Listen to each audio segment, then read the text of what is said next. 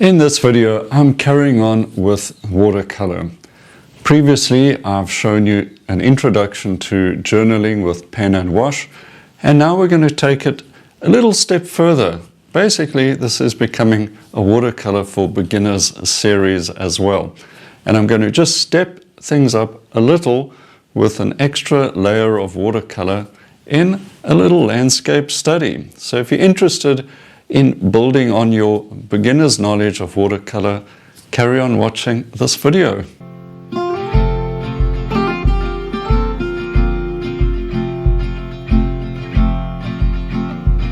In this one, I'm painting this beautiful scene.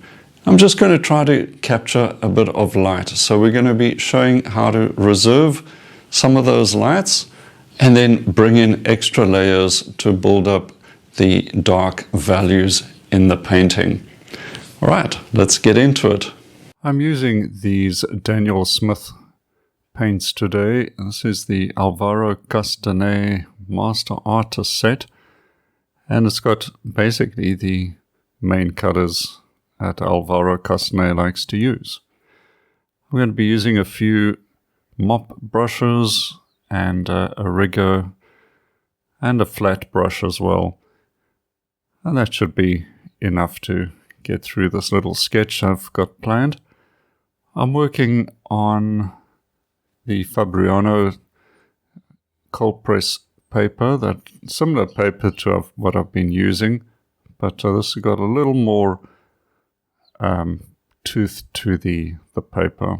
Some tissue there just to mop the brush, and we can get started. I'm going to work from this reference merely as a guide to get a basic landscape with a few shapes in it,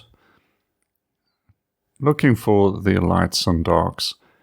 So although I'm limited to certain colors in this set, I'm going to be aiming for a light effect, right? So that light coming in from right to left, and see if we can get a little bit of a sense of distance as well in the background, and some strong darks in the foreground.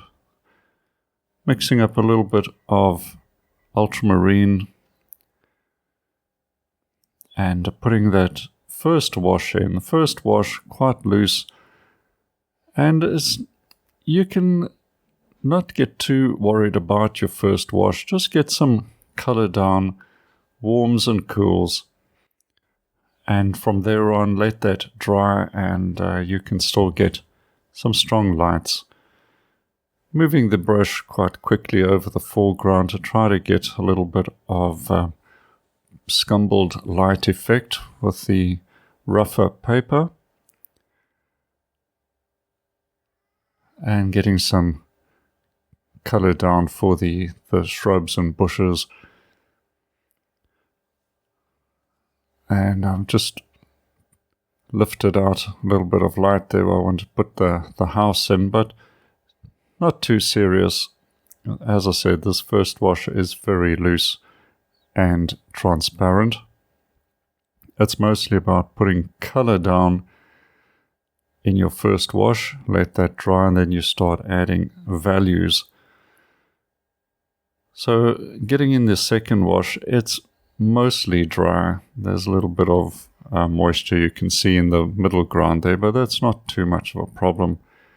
And I'm just dropping in a little bit of a darker blue for the suggestion of clouds, and then a bit of viridian and ultramarine on the rigger brush to get a sense of the distant trees and the hedgerows in the background there. I'm creating a sense of, I guess, a little bit of an English landscape, because we've got those hedges and tree lines creating those fields in the background.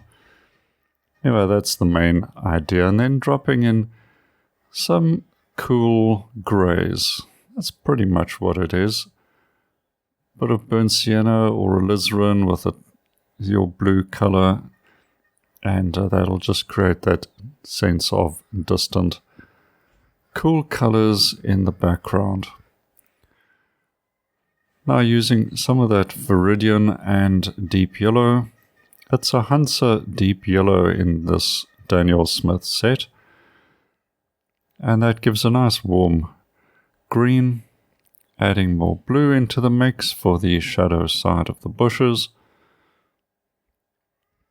And taking those darks through the middle section with a few shrubs and bushes to break things up.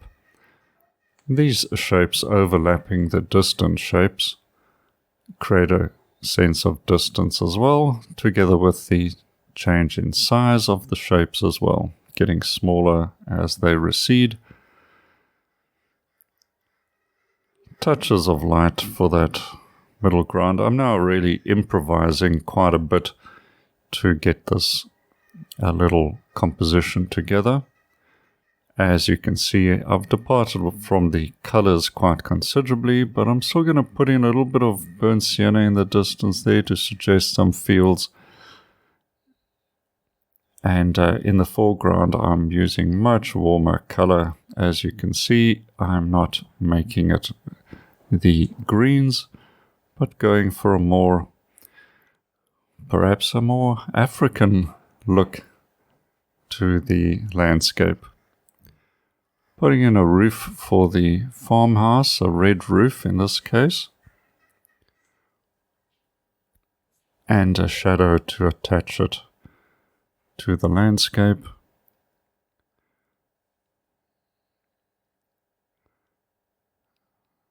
And we'll let that settle a little before we come back to it in the closing stages.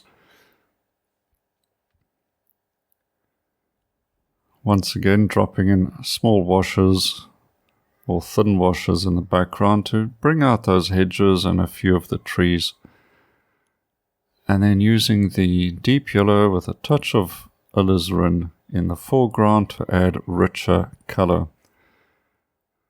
Haven't brought in the shadows yet, so at the moment just making that color a bit richer, a bit more vibrant, and really lifted into the foreground.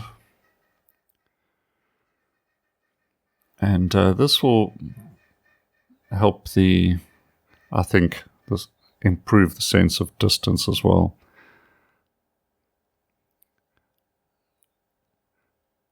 Now I can tell that getting these darks in the middle ground is really very important to this painting.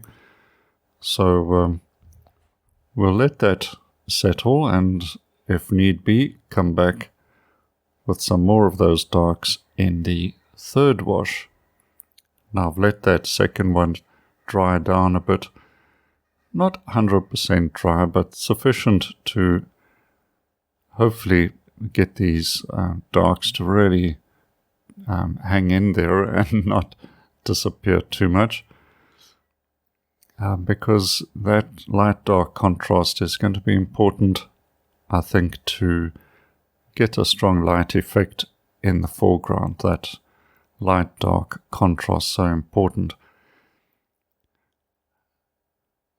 The thing is, mostly being an oil painter, I rely on the value contrast to strengthen paintings and give them impact. So I want a bit of that in the watercolor as well. Re-establishing those hedgerows with some ultramarine in the background. And they'll settle down a bit as well, but that'll be the final wash for that side of the painting. Warming up the greens and just breaking those edges up with a few little dots and dashes. Dropping in a nice touch of warmth as well. Making this perhaps more of a harvest time scene, I think. Now into the shadows with some Viridian and ultramarine. Because with hindsight, I would have liked to have softened the edge with between the deep yellows in the foreground and the rest of the landscape. But the shadows are doing that for me now. And I'm going to drop in a few more washes of green, burnt sienna and ultramarine to get a rich shadow in the foreground. And now I'm actually using a touch of gouache to add in those highlights in the farm building. As long as you keep it to a minimum, using a little bit of gouache, or sometimes called Chinese white in this case, and it helps to add that strong little highlight that you might have missed. And I don't really use masking fluid, and that's just a bit too much there. Yes, I don't use masking fluid, so when there is a missing highlight, I'll put it in with a touch of gouache, and it works just fine. A bit of titanium white gouache. Suggestion of some tree trunks and branches, and a couple of dark accents and some fence posts along there. I think adds a nice little vertical to connect middle ground and distance. And that's pretty much it. I'll let that settle down, sign it off, and just let the paint dry and see if we got a nice sense of light in this little watercolor sketch.